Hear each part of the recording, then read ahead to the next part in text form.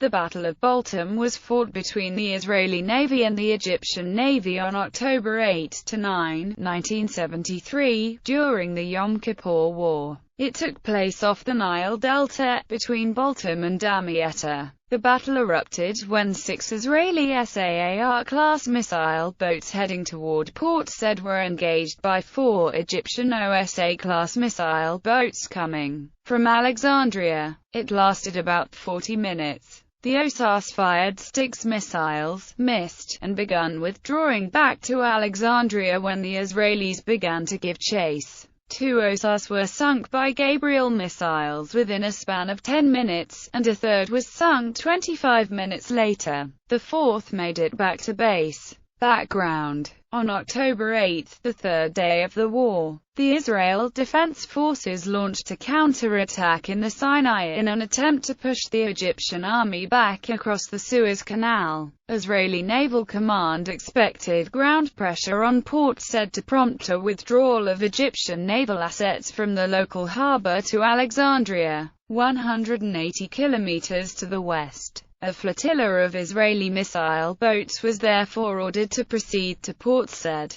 The boats, having just arrived back in Haifa after the Battle of Latakia, had not yet completed refueling. Nevertheless, within 25 minutes 8 boats were heading south at 30 knots. These arrived off Port Said 5 hours later, meeting Commander Michael Barkai, who was already on station with 2 boats. By that time, the counterattack in the Sinai had failed and the Egyptian boats did not leave the port. Barkai and Admiral Binyamin Telem decided to lure the Egyptians out by shelling coastal targets along the Nile Delta. At 2100, just as they began shelling, they detected targets to the west. The Israeli boats charged at 40 knots, but after about 30 minutes it turned out that they had been chasing electronic shadows. Halting to regroup, Barkai asked his ships to report the state of their fuel and munitions supply. The boat he was on, Ins Miznak, and 3 others, were very low on fuel. He contemplated a return to Haifa, but eventually decided to send back the boats that were low on fuel and remain on site with the remaining 6. As he was moving from the Miznak to Ins Herov, 4 OSA-class missile boats were detected coming out of Alexandria, heading east.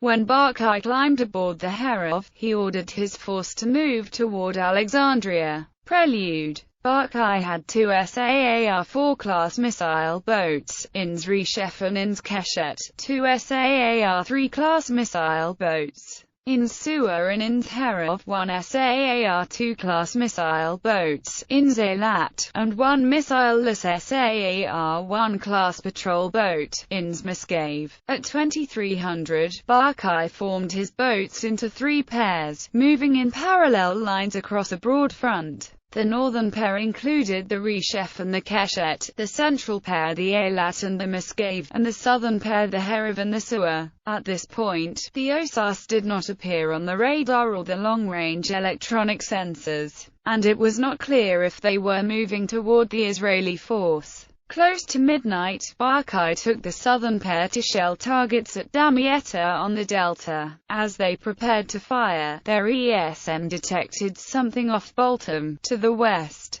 Barkai ordered the northern pair to disperse long-distance chaff to his north, to see if that would draw fire. After a few moments, the chaff cloud was targeted by missiles from the west. Battle. The Israeli battle line was crescent-shaped, with the northern pair positioned further forward from the rest. 2 pairs of OSAs were moving towards the Israeli force but were still outside the 45-kilometer range of their Styx missiles. The range of the Israelis' Gabriel missiles was 25 kilometers. Forming a 20 km gap, the Israelis hoped to bridge unharmed using their electronic warfare equipment, which offered the Styx missiles more targets than were available. At 0:15, Israeli sensors detected an Egyptian missile launch at a range of 48 km. After 2 minutes, these missiles exploded harmlessly in the sea. The Egyptians continued their advance and fired 3 more salvos in the following 10 minutes. their fire aimed mostly at the chaff clouds dispersed by the northern Israeli pair. After firing their last barrage at a range of 30 kilometers, the OSAS made a figure-8 maneuver and began speeding back to Alexandria, with the SAARs giving chase. Barkai warned his commanders not to fire at any range longer than 17 kilometers. His calculations suggested that they could catch the slower OSAS before they could reach the port. After a 25-minute chase, INS Keshet entered the 17-kilometer range and fired a missile which hit an OSA. At this point, Keshet's engine room began taking water from a burst pipe. Firing off another missile, Keshet stopped 2 kilometers from the damaged OSA while INS Miscave closed in and hit it with gunfire. Meanwhile, INS Reshef fired and hit the second OSA, while INS Eilat also fired one missile. The Reshef charged at the damaged OSA and sank it with gunfire. The southern pair of OSAS split, one of which was then hit and came to a standstill, although it did not sink. The Herav and the Suwa fired dozens of shells into the OSA before discovering that it had in fact run aground. The other OSA headed west toward Alexandria, and got out of range. The Reshef was closest to it and began chasing the OSA, but the weapons officer reported an electrical malfunction preventing a missile launch. INS Reshef kept pursuing, hoping to reach gun range. But Barkai noticed that it was breaking away from the rest of the force and was getting dangerously close to the coast. Fearing it would be vulnerable to air attacks, he ordered it to withdraw. The commander of the Reshef asked for a few more minutes, but eventually rejoined the force. Aftermath. Noting that the force was too close to Alexandria, Telem ordered Barkai to stop the chase. At 13:30, the force headed back to Haifa. The 4th OSA reached Alexandria. Egypt claimed to have sunk 4 Israeli targets, 3 they believed to be motor torpedo boats and 1 missile boat. Years after the battle, the commander of the Reshef met an Egyptian naval officer who commanded one of the OSAS at the U.S. Naval War College. He said that he and 2 or 3 crew members survived the explosion and managed to swim ashore. Bibliography. Dupuy, Trevor N. Elusive Victory. The Arab-Israeli Wars, 1947–1974. Military Book Club.